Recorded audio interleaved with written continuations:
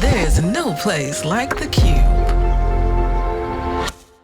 When I've done things that I'm curious about or things that people might consider risky, I've done it because it's what felt right. It also made me feel unburdened. I became very light. And that's with jobs, with relationships, even if you're taking a risk and it's scary, that when you get that lightness and that feeling that changes, that you've most likely done the right thing. You've done the thing that is worth taking that risk for. Welcome to Joy in the Breakthrough, a podcast where we'll be talking to a wide range of leaders from different generations and backgrounds. Leaders who have found power in being broken open. I'm Connie Lindsey. And I'm Anna Valencia. We are your hosts, and we believe that our challenges can lead to breakthroughs, and we want to share these insights with you. We hope these stories will inspire you to find the I'm possible in you. Do you take risks? I have taken a few in my life, and as I've shared here on the pod, very vulnerable and open. Sometimes they've worked out, sometimes they haven't. But when I look back, I still wouldn't change a thing. But it's not easy. There are so many things to consider and so many people to consider. On this episode, Connie and I get to welcome back our other favorite Lindsey sister, Dr. K, to chat about what it means to take risk. Dr. K, we are so excited to have you with us again in season 3. Connie, are you ready to talk to your sister again and get all the scoop on what's happening? I feel like, Dr. K, you are in the trends because you are a professor, so you can keep us hip to what the culture is saying, what the young people are saying as well. Some days I can. And when you were with us last time, Dr. K, you dropped a word that people are still talking about. We talk about mentors, you talk about ventors. So we thank you for that. So we know you'll drop another word on us today that we'll be able to share with our listeners. But I have the privilege and the honor of introducing my baby sister, Dr. Karen Lindsey. She's an author, scholar, mentor, and leadership consultant. She currently serves as an assistant professor of strategic communications at Elon University in North Carolina. She also maintains an active consulting practice as owner of Lindsey Consulting Group, where she conducts workshops and advises university presidents, corporate executives, nonprofit boards on effective strategic communication practices. Before moving to North Carolina, she was a visiting lecturer at Texas Christian University, where she taught public relations, strategic writing, inclusive communications, and campaign courses. In her spare time, she practices having fit mind, body, and career, and spirit by teaching fitness classes at a local gym in North Carolina. She also recently co-authored a book on strategic communications, and I am enjoying reading that, and we'll talk maybe a little bit more about that. Welcome again, Dr. K. We are so delighted to have you with us. I'm going to ask the first question, which is, how did your upbringing influence who you've become? I love this question, and answering it being posed by my sister is quite interesting because you can fact check me, okay?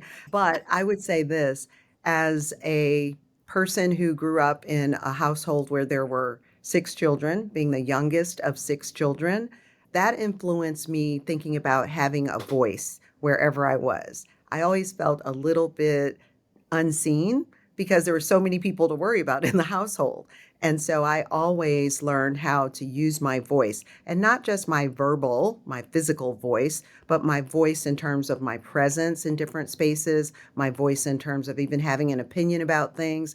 So I think coming up as the youngest, coming up from humble beginnings, so to speak, has really influenced how I even see my students now, in terms of I always find that one student who looks like me, who maybe doesn't look like the norm here at a predominantly white institution, and say, that's the one I'm going to take under my wing. And so my influence has been not only being the youngest in a family of 6, but also being that one who sometimes felt unseen and unheard. And those are the people that I now cater to. I think of the story that Ketanji Brown, the Supreme Court Justice, told, and she talked about walking across the campus, and there was one lady who was passing her on campus, and all she said to her was, "I see you." And that stuck with her. And she, now look at her, but all it takes is one person to see you and hear you. And so my upbringing influenced me to be that kind of person for others. Oh, Well, I we love see you, that. Dr. K. I love that. I see all the Lindsey sisters and family members. It's been a joy to get to know you. with Connie as well. And I can see why your values are so aligned together. And even though you have that a little bit of age difference, you guys, it seems Just a like little you bit. are just a little bit. And I know for all, you'll understand why Dr. K is so great once you listen to season 1 and then season 3, why we love her. And we are still trying to get her to go on The Golden Bachelorette because, again, you would be the catch of the catch. You are so funny And with you would be that. so fun to watch because you'd be getting people straight. So again, when you're ready to make that video, let me know. I'll let you know. You'll be the first, I promise. So I love that we have this conversation about taking risks. And often I think that the way you look at taking risks changes by age. Because I definitely remember right out of college, I think I gave my parents a heart attack when I decided to accept a job organizing in Loudoun County, Virginia. And I graduated college, and in 2 weeks, I bought a car thanks to my grandfather's support, moved across the country, lived with people I didn't know, knocked doors 7 days a week. My parents thought I lost my mind. And later telling this story, people think that it was so brave and courageous, but I needed a job. I needed money, and they're the only people offering me a job in 2007. And so looking back now, I'm like, I don't know if I would have done that again, especially having to start all over at where I am in life. So, how do you make these kind of decisions and take these risks from even talking to our younger listeners to maybe our more seasoned listeners? Yeah, I think about risk in two ways. I think risk can be imposed or chosen. And the example that you just gave is clearly a chosen risk. You said, I want to do this, so I'm going to go try it. The other thing about risk is that it's so closely linked to curiosity. You were very intrigued by, hey, what is this new job? Not only do I need money, and so that's the impetus for it, but I'm also curious about this. I want to try something new. I want to do something different. And so when risk is chosen, I think that's when we make those decisions because we want to try something different. We want to experience something different. When they're imposed, it's because of the urgency of, I need money, I need a new job, or I've lost my job. And so I tell people when those things happen, think about risk in that category that something's about to happen. Is this being imposed on me or am I choosing it? And it just takes a moment to pause and think about that. So I encourage my students, I encourage my mentees, anybody that I'm talking to, I tell them first think about your level of curiosity, then think about is this risk imposed or chosen? For me, a risk that I've taken is I began teaching fitness classes in my 30s. And for me, that was a challenge. I also ran my first marathon at the ripe old age of 48. Since then, I've Wow. completed 15 half marathons, multiple 5Ks, and completed 2 full marathons. But these were And the Chicago choices that people, Marathon yes, twice. Chicago, of course, my favorite. But I would Yeah. say these are things that people would say that's risky because as you age, there's health, research, science to say you have a higher risk of injury when you do that. But I chose that because it was something I was curious about. It was something that I wanted to do. But I will say this in preparing for all of this running, I prepared. Number one, I trained. I made sure that I did the long runs, the runs. And so when I step out on that course, while I might risk injury that I can't control, I know that my planning and preparation has me ready to run that race. And isn't that the same way in life often? Is that when you've planned and prepared, you feel a little more ready to be a little more daring, to be a little more bold because you have information that you can use and it'll serve you well. So that's how I think about risk in general. I love that definition, Dr. K. I'd like to come back to the imposed risk definition Mm. because oftentimes in our careers, in our lives, things are imposed on us that people expect us to do based on our titles or whatever.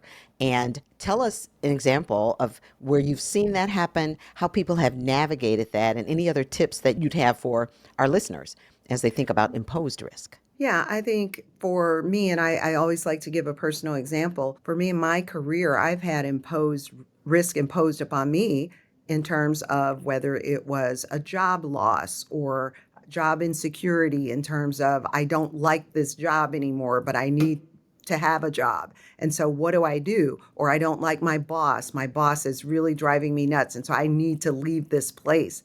That's imposed upon you.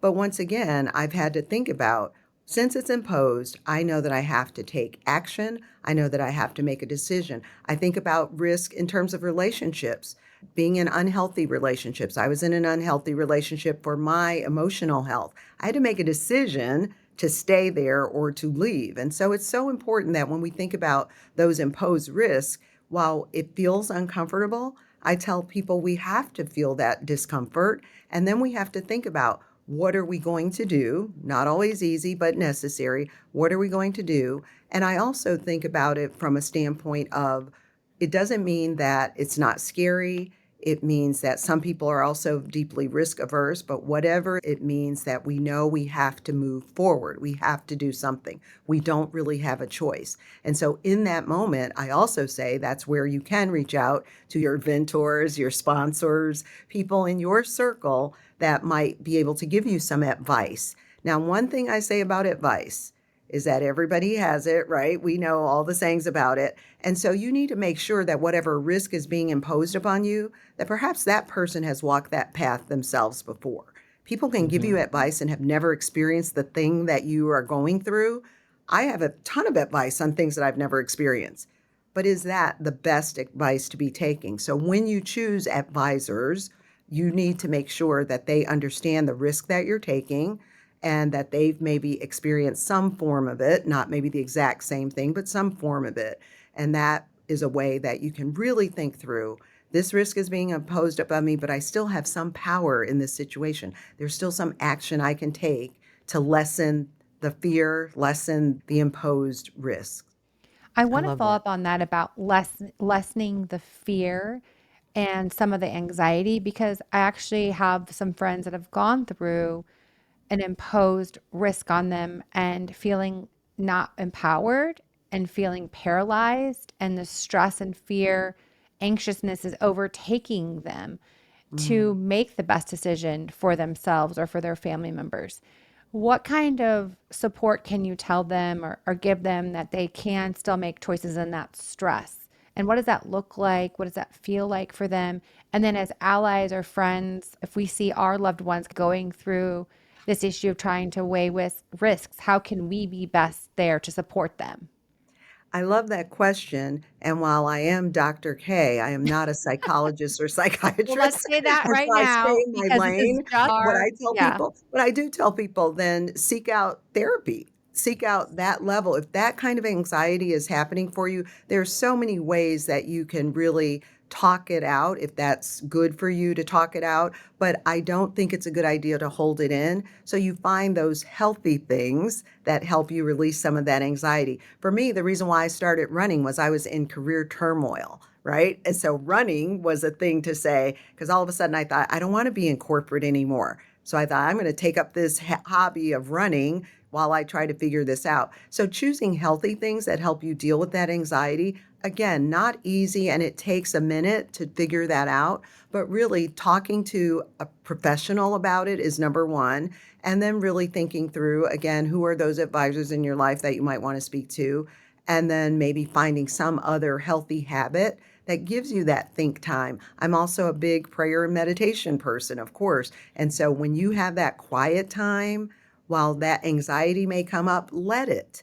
What about this situation is making me so anxious? What about all the tragic things I'm thinking could happen as a result of this? Maybe they won't happen if I really think about it and really process why I'm feeling this way. So some of that self-processing, but then using trained professionals to help you think through that anxiety as well, and then using your advisors who might be able to speak a truth into you about a career situation that they have also experienced. One of the things we talked about, and you and I've talked about, is risk is the possibility of something bad happening. And to your point, we can get stuck and live in that space. It immobilizes us in so many ways because if you had not started to run and free your mind to do that, it would have been different. You might not be Dr. K today. In what ways have you, Dr. K, as you've thought about advising your early career individuals, and I know at the nexus of the research that you're doing, it's women of color in leadership roles, Absolutely. and taking risks to perhaps speak about things that are important. And I know you do this in all of your settings, both personally and professionally. But what's your advice to those early career individuals seeking to take risks in their careers? So, one of the things that I've become a big fan of course, is acronyms, using the word to define some things that you can do. Hmm. And so I started scribbling, I journal now, and I started scribbling in my journal, how would I define risk if I had to think about a process for dealing with risk? So I'm going to give you a acronym that I think is some words that really give you the process, and we can talk about it on the other end. So the R in risk stands for research and reveal. The I in risk stands for informed and invested. The S stands for start. The K stands for kindle, Kindle. So when I think about research and reveal, taking a risk, whether imposed or chosen, doesn't mean you have to do it uninformed. It simply means that you take a moment to evaluate the resources you have, the resources you need. It means that you evaluate the costs, the benefits, and then you have to make a decision. Hmm. Reveal, as part of that R in risk, refers to the times I spend in prayer as I'm thinking about the decision that I've just made or thinking about the action that I want to take. The one thing with the reveal part is that I'm not asking God to bless the decision I've already made. I'm asking Him to show me if this is the right action or path for me in this season of my life.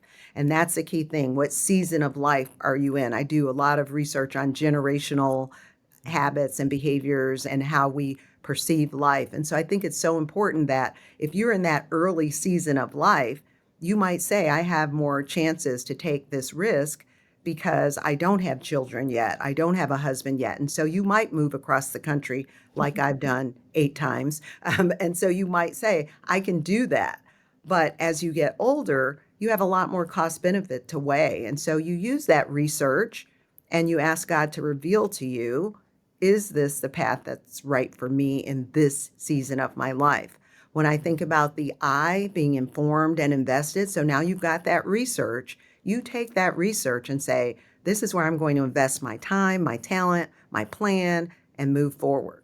And it's not that you won't have doubts, it's not that you won't have fear, but with your research, you take the steps and demonstrate that you're headed in the right direction because you always have that information to call upon that you've researched, that you've prayed about, and you can say, I feel informed now. I feel I can invest in this. I can invest in looking for that apartment in Chicago and buying my first car in Chicago when I got the job at the Tribune. That was scary. Even though you were there, I still had to do the big girl things. And so I really think when you're informed and invested, you can take that risk.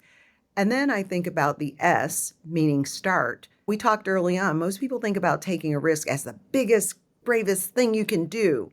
Start means to me, sometimes it just means taking a small step to test your risk tolerance. So that might be something as simple, changing a routine in your day and noting how those changes make you feel. It might be something as simple as training for a marathon. I had friends train with me for Chicago Marathon. They said, I'll never do that again. And I got the bug and I went back and did it again. And so, again, I think that it's so important that your own risk tolerance, nobody can tell you that, but you can only know that by starting. And you don't have to start super big. You can start small. It's okay to start small. So, little things that you can do in your daily life to say, this might give me more information on my risk tolerance. And then my last part in the word risk, the K, Kindle, once I've taken a risk, imposed or chosen, I check in with myself. I see if there's a fire burning in my soul or if there's fear burning in my soul. And as a result of being in academia and higher education, everything is research based. Research doesn't mean it has to take a long time. It means that you are getting information that you could be processing and using right away. And so I think that when I think about the kindling, something burning in my soul, the light that I feel, I never set out to be in academia. I never cared about teaching people. Who would have thought that? I had a fine career in corporate public relations and PR advertising agencies and all of that. But I chose this risk to say, but I love investing in the next generation. That's where I feel the fire burning. It took me over 20 years to get there, But everything that I learned over that time of taking risk in different kinds of positions, I'm so grateful to God that I'm now using it as a professor. The reason why I feel so relatable to students is that I've done some of the jobs that they're trying to get a degree to do. I bring in guest speakers so that they can really get a feel for people working in this field, and not just the top people, not just the VPs and the presidents. I bring in early career professionals to say, you're a year in, tell us what that's. Do you love it? Do you hate it? So that kindling, checking in with yourself, is that fire burning in your soul? So for me, that's the process that I use for risk, that research and reveal, informed and invested, start small, and kindle. I I love love that. We'll that. make sure that we repeat that often and in each step to be able to know. As Anna was talking about her, I moved to Chicago when I was 26 years old from Milwaukee and knew Chicago, but didn't really know it at a company that was just being formed right after divestiture. And the risk of staying where I was, the risk of doing something new far outweighed staying where I was. There wasn't the growth. I know that I wouldn't be the woman that I am today, the leader that I am today, had I not taken that risk. And just like you said, Dr. K, there was sufficient research and the whole notion of revealing, certainly lots of prayer, but what it kindled in me was, yeah, I can do that. And every risk subsequent to that has been Absolutely. has been an area of growth. I love that. There's a book in there, I know. Yes, and I think Absolutely. that little fire burning too, that also for me feels like joy, like not manifested joy or fake, but it feels a lightness and it just it's like we talk about the physical effects of that fire, that kindling. I love that word, or igniting that flame and that joy. And that for me lately too was this podcast trying to do that. We did our research. We went out there and prayed on it and revealed. And it was a lot of also stepping out on faith because Connie and I, we can get very vulnerable and share a lot. And I'm a little nervous when our husbands join us and I see how far we went there. But my mom even said, she's like, wow, you share a lot on your podcast and you're really open. And for me, that's something new to do, even though I am in the public eye, but to share these stories with Personal. others to help. And what I've noticed though is that kindling, that excitement, that joy, that lightness of feeling like I'm where I should be and where God has put me. And so I love that risk. I'm going to have to share that. I was thinking about people Yeah, I could text after this pod that are totally. in some decision making areas right now of their life and could really help them break it down so it doesn't feel so overwhelming to Right. to And take that I'd bold say step. I'd say one more thing about risk. I have so many students and friends and colleagues that tell me risk means I hate this job, I'm going to quit it, and I'm going to Right. trust God that I'm going to get the next job. No. Yeah, no, I don't recommend that. Right. Every time I've left a job, and Connie, this, we've talked about it. Every time I've left a job, I already had something lined up. I knew that I was taking a risk, but I already had something in the back of my mind or plan of what I was going to do next. And so risk doesn't mean just jumping off the cliff and going for it. And like I said, it doesn't always have to be these super big things because you Hmm. don't necessarily know your risk tolerance, but you can find that when the risk is chosen. And so for me, I've been able to find my risk tolerance, take those big and small steps by using that kind of acronym, those letters spelled out for me. And every time that's scribbled in my journal, and every time I have a decision to make, I look at that and say, am I doing what I tell other people to do? And that's very important to me. And what I like about, we'll go back to the Kindle is really resonating with us, probably because we've done a lot of research. Because what you're doing now, Karen, is you're lighting the light in your students. To be able to kindle them with the light that you have and what you've learned is you're lighting that with your students and you get immediate feedback. It's been so amazing to me that, like I said, I never set out to be in academia. I never cared about tenure track and all the things that people in academia care about. But when I saw this connection between being able to pour into the future generation, that was the kindling. And then when I got responses from students, I didn't even know what I was doing. They'd be like, oh, we love that class. And they tell their friends, you should take Dr. K. I thought, what is it that I'm doing? They're seeing my Kindle. They are seeing my kindling. They're seeing my fire and my passion without me even trying. I know people who try so hard to be all in and to be that person, and it just doesn't feel authentic. It's people don't respond to it. And so when you are in that kindling phase, people respond and you do get feedback, whether immediate or past, or you get feedback from people that maybe you said something. Connie, I know this will resonate with you. You said something to them and they remember it and you're like, wow, I don't even remember saying that, but that's good. And so you always think that's how you've done something risky, but you've also done something that kindles a passion inside of you. And that, again, I call it the fire burning inside of you. That's so important that so many people don't recognize it when it happens, and they just think it's about having this job, doing these things, going through these motions. But having that fire, that makes all the difference. I agree. Added to the curiosity that you talk about, because being curious is a great way to think about risk, and it can be low level risk, right? That Right. just, I'm curious about it. So I'll read more about it or talk to people about it in that regard. And that's important as well. And I'll tell you one thing, that when I've done things that I'm curious about Hmm. or things that people might consider risky, I've done it because it's what felt true to me. It is what felt right. It also made me feel unburdened. I became very light. And even when I got out of a really bad relationship, people commented on things like, you look different, you look Yes. lighter, you look You're you seem illuminating with lighter. light. Yes. Absolutely. And that's with jobs, with relationships, even if you're taking a risk and it's scary, that when you get that lightness and that feeling that changes, that you've most likely done the right thing. You've done the thing that is worth taking that risk for. I've been witness to and blessed by your willingness to take risks, Dr. K. How do you then, because so often people do, like you said, people said after you came out of a bad relationship, you look so much lighter. But how do you parse through and know what the truth is for you versus someone else's opinion?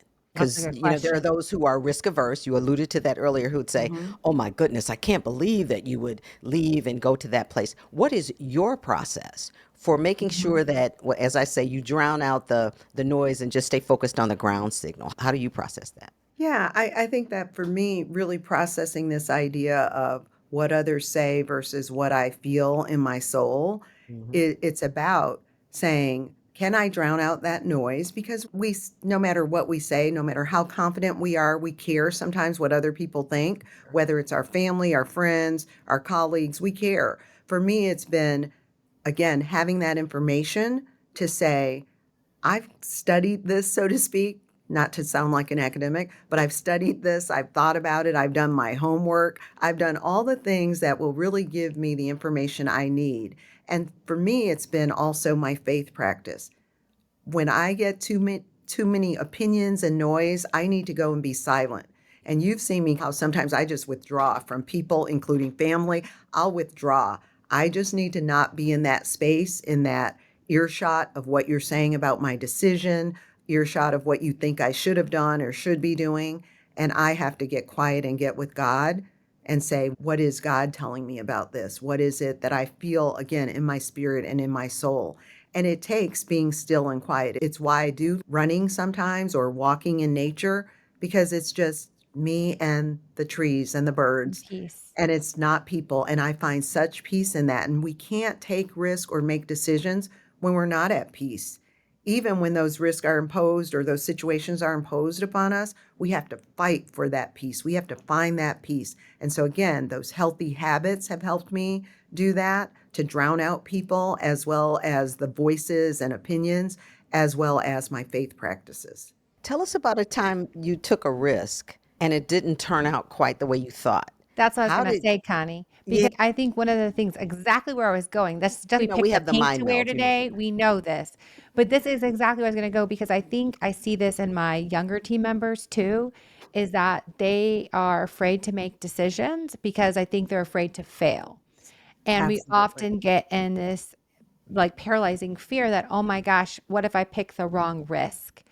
Hmm. And one of the that happened to me too before. And you know what? Even when you fail, there's a lesson there. And for me, I think the best thing is growth. You learn the lesson, you reflect back on what maybe you were listening to the wrong voices, or maybe not listening, or maybe that's just how it was supposed to happen, but not get so caught up in being afraid to fail or make the wrong choice. And oftentimes I see so many young people get caught up. I can see it in their minds as they're like, I don't know which way to go. And so I'd love to hear from your perspective too, what you tell your students about what if you do take that risk and you did feel the knowing and you blocked out everyone and it did not go how you thought. Yeah, I think it's important to know that when you take a risk, I say this all the time, risk is risky, right? Risk is risky. And so you can't, in many situations, as much research as you might do, you can't always have all the information because things change quickly. You change quickly. What you thought was a good decision, once you get to that new city, may not be a good decision. So for me, it was when I was married, moving to Mississippi. You may have listeners from Mississippi, nothing bad about Mississippi, but I moved because that was where my husband's job was going at the time. And so I thought, this is risky. I'm going to leave corporate. I don't know anything about Mississippi, but I'll find another corporate job. Guess what? When I got there was nobody hiring PR, media relations, crisis communications executives, particularly Black women ones, okay? And that was a risk that I took with Informed, being following my husband, so to speak, and really took that risk. And I was miserable the first 6 months there. There was nothing that I liked about that place. There was nothing that I felt I could do. I did not have a job. Here's a woman who was a career person, who was always working, and now suddenly I'm just the spouse, right? So I decided, again, after being miserable and depressed, if you will, I didn't know that I was, but I was. And I decided, what can I do? I don't have a job. Nobody wants to hire me. Maybe my career is over right now. I'm going to go and volunteer. So I went and volunteered at the local theater company because I always loved makeup and that sort of thing. And I was a makeup artist. They trained me. I got a new credential as a makeup artist for theater makeup. They trained me. I worked with young people. I worked with stay-at-home moms. I worked with all types of people that I would have never met had I thought, I've taken this risk. It didn't go the way I planned, but I've got to do something and get outside of myself. And so when we take a risk and it doesn't go as planned, sometimes doing something for someone else informs you on what you can do. Yes. And that's not the end of that story. So while I'm being a makeup artist, I met a gentleman there. His son was in one of the plays that I was doing the makeup for. And he was a person who was at a local university. And this is where I first got my introduction into being a lecturer and a teacher. And now here I am as a Wow. professor. Wow. I worked there part time and I was like, wow, I could do this as a career, as a profession, but that's not what I'm there. Then I met the president of that particular university and he made me director of the career center and I was also teaching part time. So you see, the risk didn't work out, but it changed the trajectory of my career and made me think about this is possible too. And so it pulled me out of that. So sometimes the failure, the thing that didn't work out, is preparation for what God has planned for you next. And you don't even know it, but I you've believe got that to step into 100%. it. Yes, I love that. I want to go into one other thing that I love that you and Connie were talking about too, because I think as you decide to make this choice and you go into the risk and whether it happens or not, you talk about traveling lightly to the next thing God has for you. Hmm. And I would love for you to share the analogy we were talking about in the green room about what that means and how to prepare yourself for this kind of next adventure you go on to once you've made that decision and taking that risk. Yeah, before I answer that question, though, I have a question for both of you. And I want to ask you, what is one of the first things that you do when you have to pack for a vacation or a business trip? Anna, what's the first thing you do? I lay out all my items so I can see them. Okay. Connie, what's the first thing you do? I go get the suitcase. Okay. So, Anna, you've got all your items for this trip. Connie, you grab your luggage. Then what do we do? But then I realize I'm going to need a bigger suitcase or I'm going to have to shed some things. And Yes, if Riyadh is in the picture, he's going to say, you're going to need to shed some things. absolutely. So, when we're packing, we're thinking about what we'll be doing each day of the trip. We think about what we need to place in the suitcase, what we'll need while we're there.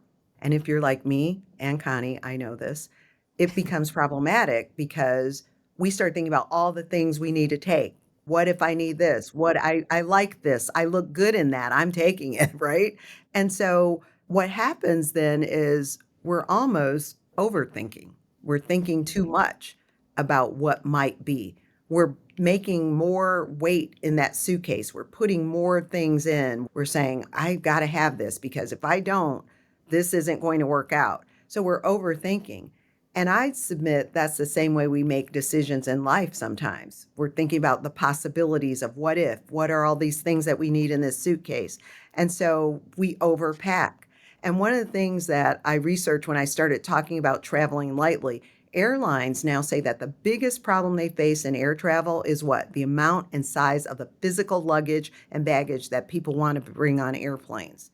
And then I thought about that in terms of, so people are bringing all this stuff on airplanes.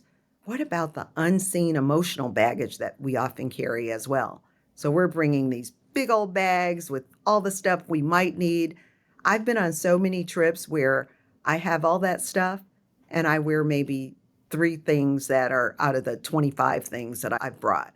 And so I think that's important to think about how traveling lightly to me means just what you were saying, Anna, shedding some things and not being afraid that if I shed this, will I miss it? Will it be horrible if I don't have it? Really thinking through that from a different standpoint. I do have a quick poem that I absolutely love. It's from a book by Becky Hemsley. It's called Talking to the Wild. And I just want to share this with you because I think if your listeners can from it, or if you can, it's just always touched my soul. And the poem goes like this. It says, she opens up her suitcase and it's loaded to the brim. She simply doesn't have the room to squeeze more baggage in. Her hold all is filled with years and years of things she has endured. But you think she has no hold all because she acts so self-assured. But just because she's confident and acts like she's all right, it doesn't mean her baggage is inconsequentially light. For through her life, and though it looks rosy, it doesn't mean to say that she doesn't carry burdens that weigh her down each day. She's fought off many monsters, often swam up from the depths. She's walked from many fires and pulled herself back from the edge. So never think she walks on air when she's actually walked through hell. You just don't know her load is heavy because she carries it so well. And so when we think about traveling lightly, we're carrying all that stuff and we're doing a good job of it. And so traveling lightly to me means shedding it and stop pretending that when I am burdened, that I have to be the strong one. I have to be the one that is, I'm okay. When I'm not okay, you need to know I'm not okay. Whether you're a mom, whether you're a student, you need to tell somebody you're not okay with the pressure that you're under.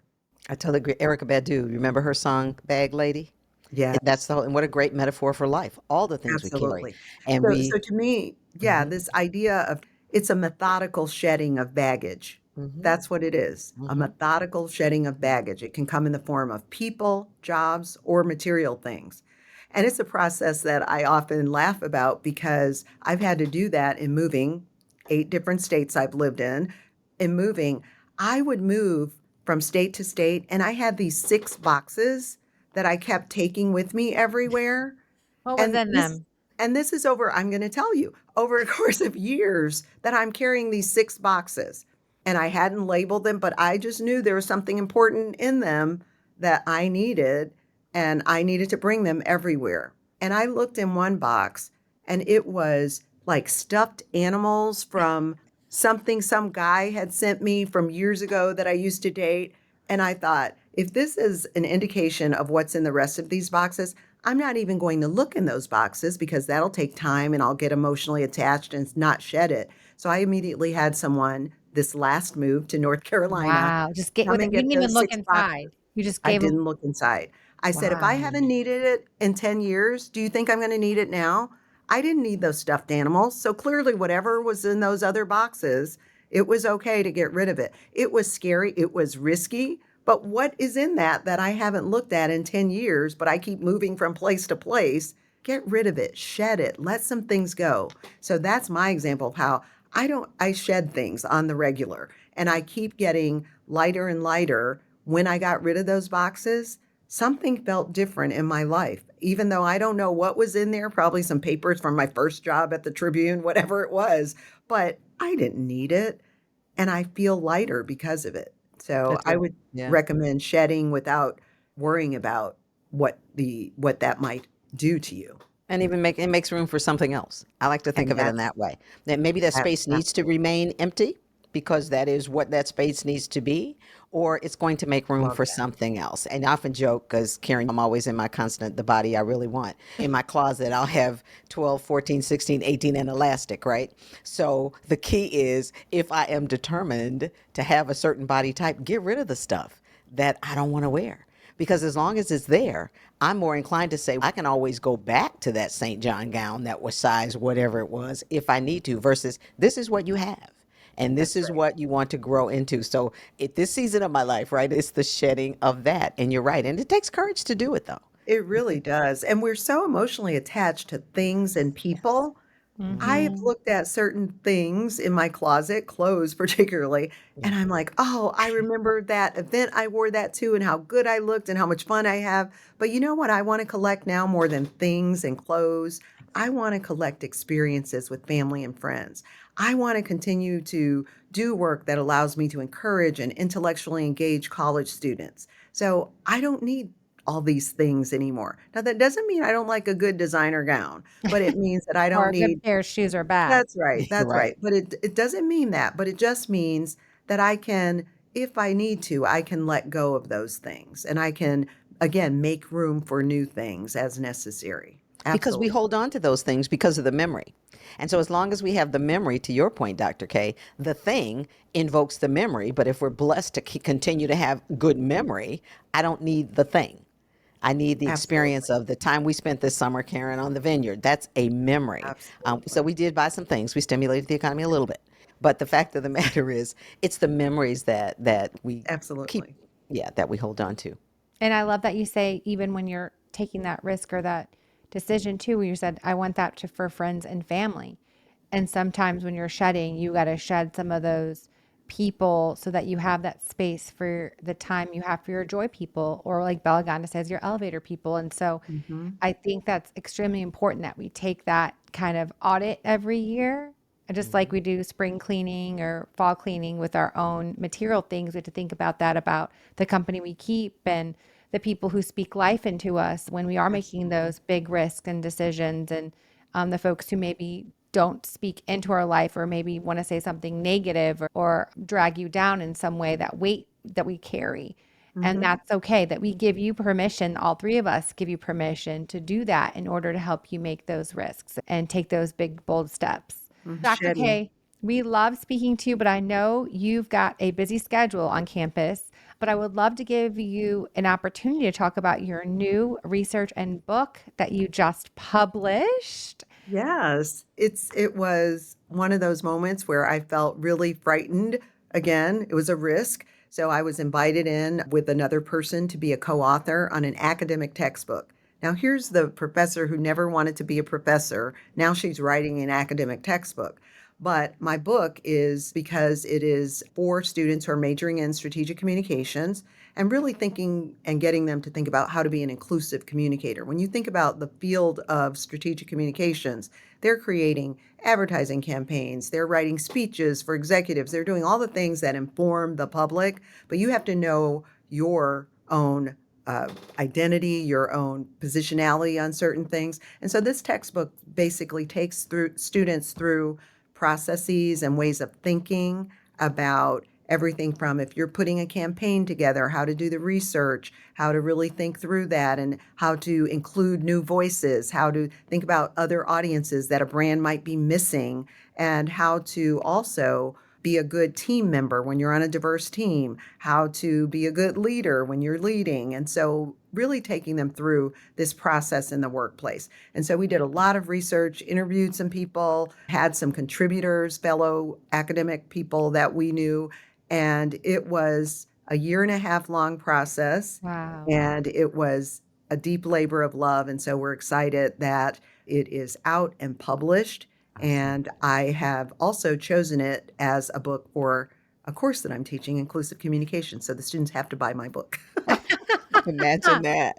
We certainly are excited about that. Thank We you. do have one final question that ties into the whole podcast and why we're Yes. here. What does joy mean to you?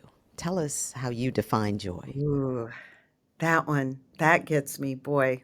I will say that because I've been into this idea of acronyms and using words to spell out thoughts, when I think of joy, I think the J for me is about the journey. The J in joy is about the journey. The older I get, the more I believe in aging playfully and not just gracefully. Age playfully. So you don't have to lose that joy along the journey. And so there's no reason to lose playfulness. The J is for journey. The O is for open.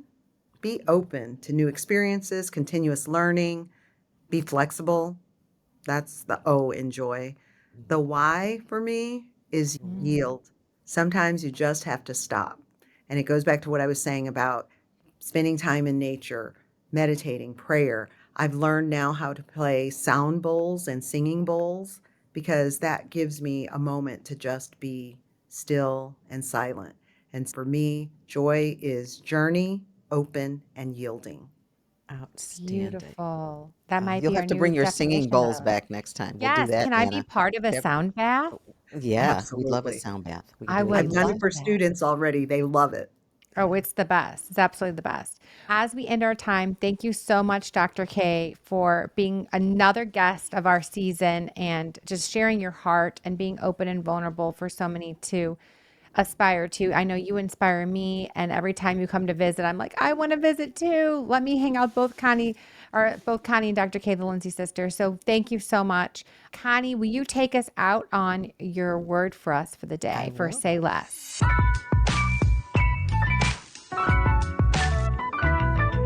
I'll say again, thank you to Dr. K. Love you, and I know I'll be seeing you soon. We've got a date Yes. on the calendar. Love you. So our word for today, it comes from Anais Nin, and it is the following. It's actually a quote. And the day came when the risk to remain tight in a bud was more painful than the risk it took to blossom. I think that speaks exactly to Dr. K's acronym for risk, that it's we can't remain tight in that bud. We want to be able to blossom. What are you hoping for? What are you waiting for? Take the risks to blossom and break through to joy. Thank you for joining us on Joy in the Breakthrough. The Joy in the Breakthrough podcast is hosted by Anna Valencia and me, Connie Lindsey. And podcasting is a team sport. So thank you to our dream team, our producer, Anna Deshawn, our editor, Laura Jimenez, our video editor, Joelle Ortiz. To learn more about today's guests or the show, visit our show notes on our website, joyitbpod.com, and on Instagram at joyitbpod. Joy in the Breakthrough is a production of The Cube, spelled with a Q. The Cube is your #1 curated platform to discover the best BIPOC podcasts. Support this show and more like it by joining the Cube app and follow the Cube across social media at the Cube app. Thank you for listening, and we'll talk to you again on the next episode.